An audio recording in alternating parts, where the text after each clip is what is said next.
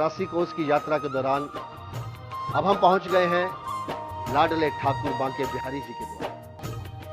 यहाँ सदैव भक्तों का तांता और बिहारी जी के जयघोष से वातावरण आनंदित मिलता है।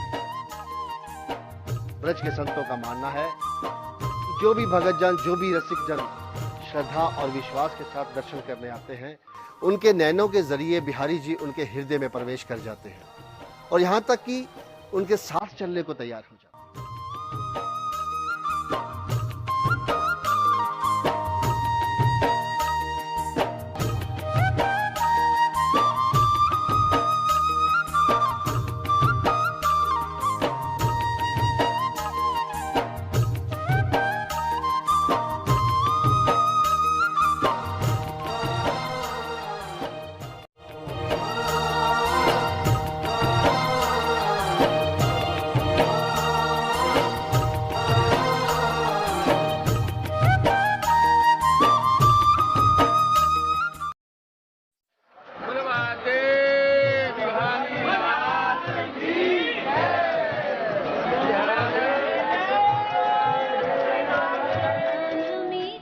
कदम का माला है, ये मोगरी का माला है। कमल का माला 108 कमल का बड़ा बिहारी जी को पहनाने वाला।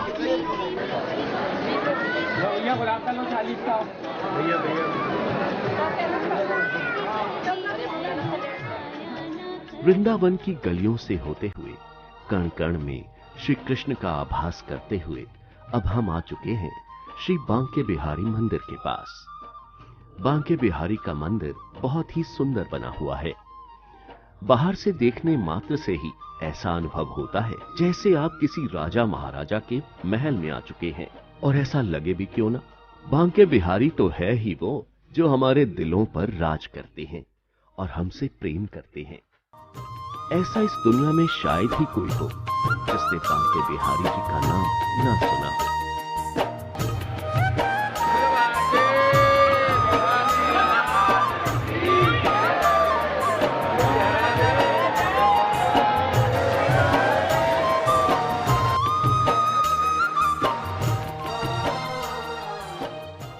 श्री वृंदावन धाम और बांके बिहारी दोनों ही आपस में पूरक हैं। बांके बिहारी जी के मंदिर की सन 1864 में स्वामी हरिदास जी ने की थी। स्वामी हरिदास जी की साधना से निधि वन में श्री बांके बिहारी जी मार्गशीर्ष शुक्ल पंचमी के दिन प्रकट हुए थे। ऐसी मान्यता है कि जो भी भक्त बांके बिहारी जी के चरणों में शरणागत हो जाता है, उनको बांके बिहारी अपनी शरण में ले लेते हैं और उस पर कृपा बरसने लगती है। बांके बिहारी मंदिर में बिहारी जी की एक छोटे बालक के रूप में सेवा की जाती है। ठाकुर जी के चमत्कार हमें तो साक्षात रूप में देखने के लिए गर्भगृह के अंदर ही मिलते हैं। जैसे कि हमारे ठाकुर जी महाराज एक दिन में कम से कम 4 से 5 पोशाक धारण करते हैं। हम लोग जो हैं एक कुर्ता पजामा भी पहन रहे हैं तो हमको गर्मी लगती है, तो आप मानो हमारे ठाकुर जब 4-5 पोशाक पहनते होंगे तो उनको कितनी गर्मी लगती होगी। जब ठाकुर के कपाट बंद होते हैं तो हमारे ठाकुर के वस्त्र उतारे जाते हैं, और जब वस्त्र उतारे जाते हैं तो वस्त्रों के नीचे ठाकुर हमारे जामा पहनते हैं। तो जब 4-5 पोशाकें उतरती हैं तो बंधुओं वो जामा आज भी भीगा हुआ नजर आता है। तो इस साक्षात ठाकुर जी ही यहाँ पर विराजमान है। ये किसी मूर्तिकार के द्वारा बनाई हुई प्रतिमा नहीं है। ठाकुर जी का जब शयन होता है तब ठाकुर जी को इत्र की मालिश होती है। जैसे कि हम लोग घरों में अपने बाल गोपालों की ऑयल से मालिश करते हैं, यहाँ बिहारी जी में गोस्वामी बंधुओं के द्वारा कपाट बंद होने के पश्चात ठाकुर जी की इत्र सेवा होती है। और इत्र सेवा का अनुभव गोस्वामी बंधु ही जानते हैं। जब हम ठाकुर जी को इत्र लगाते हैं तो जैसे हमारे हाथ ये दब रहे हैं, ऐसे ही ठाकुर जी का श्री अंग भी दबता। अगर मूर्ति होती तो ऐसा दबता हुआ प्रतीत नहीं होता। और इतने वर्षों से इत्र चढ़ता ठाकुर जी को आ रहा है, ठाकुर जी की महिमा।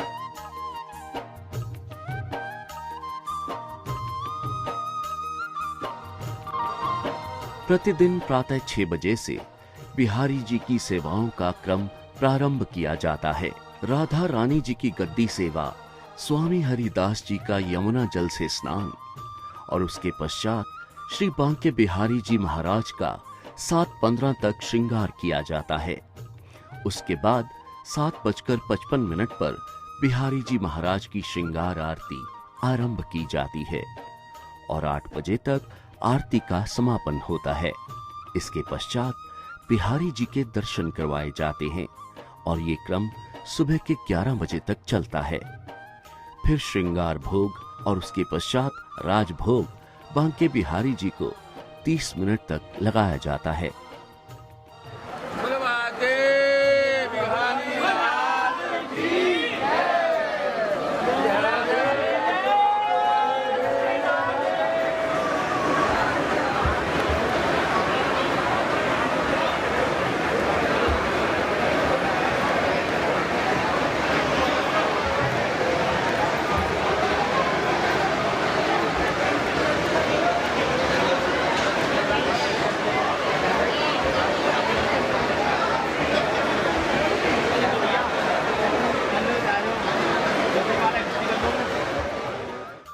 भोग के पश्चात ठाकुर जी महाराज के दर्शन भक्तों के लिए खोल दिए जाते हैं, जो कि 12:05 तक चलते हैं और उसके बाद पुनः आरती की जाती है और करीब 12:10 तक बिहारी जी के दर्शन फिर से बंद हो जाते हैं।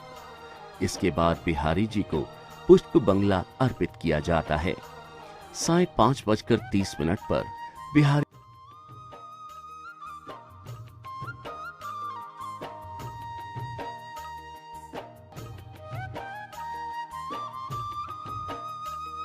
देर के लिए कान्हा जी के दर्शन करवाए जाते हैं और फिर पर्दा बंद कर दिया जाता है तथा उनके सोने की तैयारियां की जाती हैं, जिसके बाद उनका निधि बन जाने का समय हो जाता है।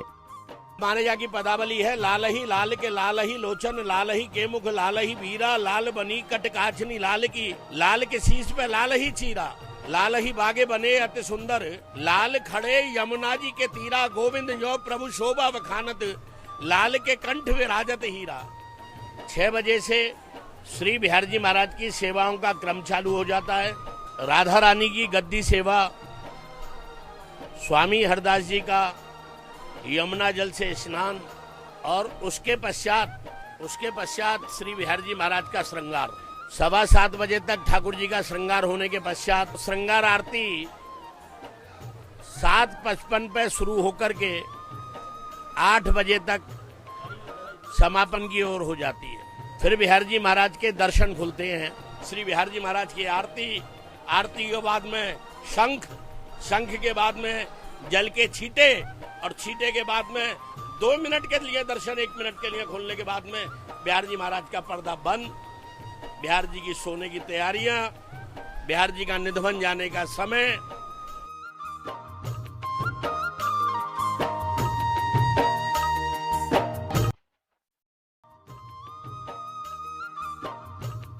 जिस भी मंदिर में जाते हैं आप सीधा भगवान से साक्षात्कार करते हैं और उनके दर्शन करते हैं, लेकिन बांके बिहारी जी का एकमात्र ऐसा मंदिर है जिसमें आप झांकी दर्शन करते हैं। इसके पीछे भी बहुत ही खूबसूरत लीला है। एक बार एक बहुत ही रसमय भक्त बांके बिहारी जी के दर्शनों के लिए आए हुए थे और उन्हें प्यार से निहारते रहे, और जैसे ही वो वहां से गए बांके बिहारी जी उन पर रीझ गए और उनके पीछे पीछे हो लिए और उनके स्थान पर पहुंच गए। लेकिन जैसे ही मंदिर के पुजारी व गोस्वामी को पता चला तो वो सब वहां गए और बांके बिहारी जी को मनाकर वापस मंदिर में लाए।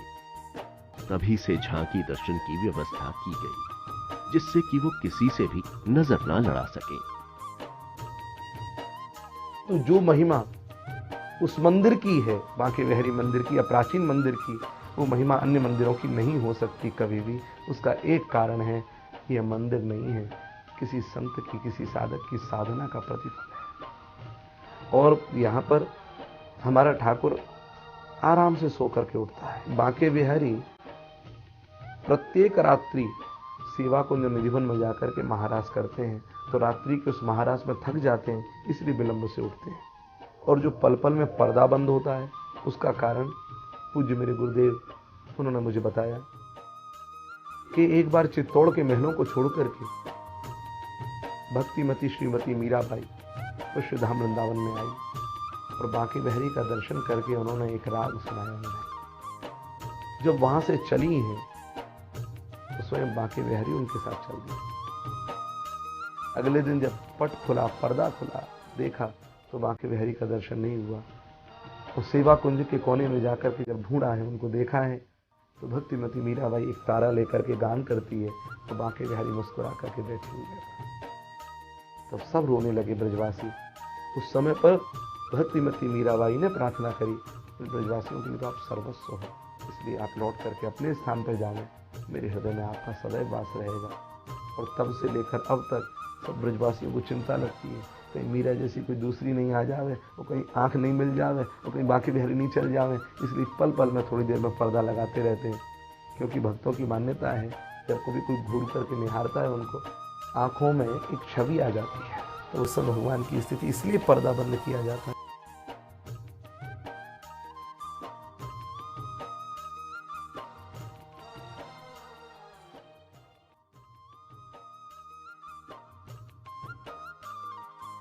ऐसे भोले और प्रेम के भूखे हैं हमारे बांके बिहारी जी।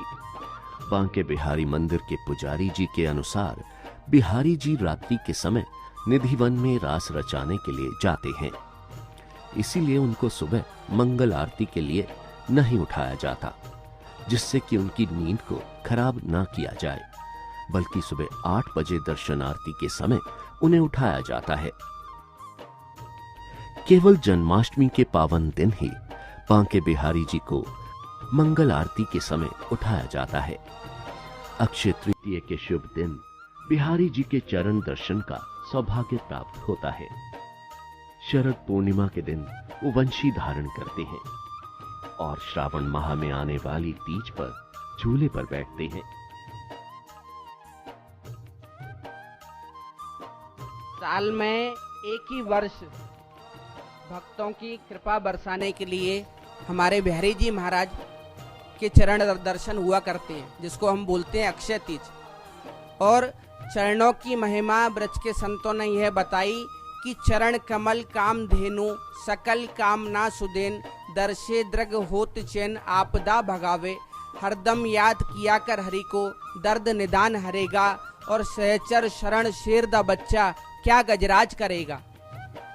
तो ये जो कलयुग में श्री बिहारी जी महाराज के चरण कमल हैं, ये कामधेनु गैया के समान है, सभी मनोरथों को पूर्ण करने वाले हैं। सहचर शरण शेर दा बच्चा क्या गजराज करेगा, अर्थात जिस प्रकार से वन में एक सिंह का बच्चा होता है, हुंकार भरता है तो बड़े बड़े दिग्गज हाथी भी भाग खड़े होते हैं, ऐसे ही ये जो आपत्ति विपत्ति हम लोगों के जीवन में आती हैं, ये हाथी के समान है। लेकिन ठाकुर जी महाराज के चरण कमल एक सिंह के बच्चे के समान बताए गए हैं। इनका आश्रय लेने से हमारी सारी आपत्ति विपत्ति भाग जाती हैं, हमारे सारे मनोरथ स्वतः ही पूर्ण हो जाते हैं।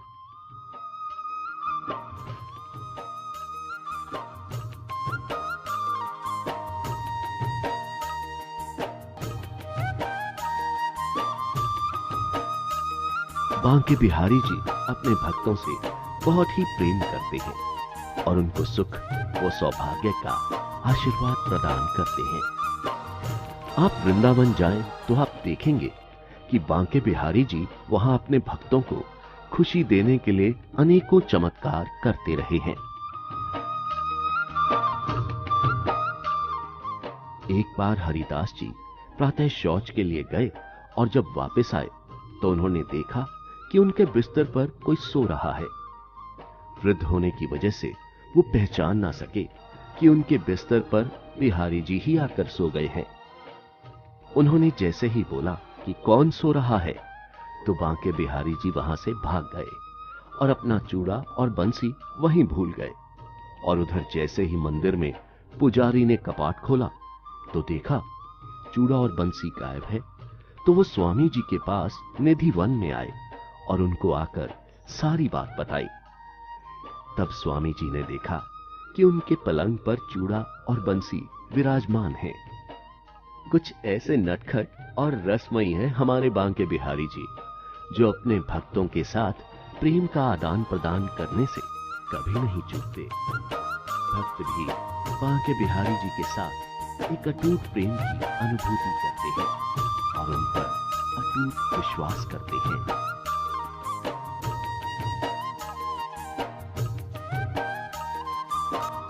आज की यात्रा में हमने बांके बिहारी जी की लीलाओं को जाना। कितना ही आनंद देने वाला अनुभव था ब्रज की इस पावन धरा का। आने वाले अगले एपिसोड में हम ऐसे ही कुछ लीलाओं के और दर्शन करेंगे और जानेंगे ब्रज के बारे में। देखना मत भूलिएगा हमारा ये खास कार्यक्रम परिक्रमा ब्रज।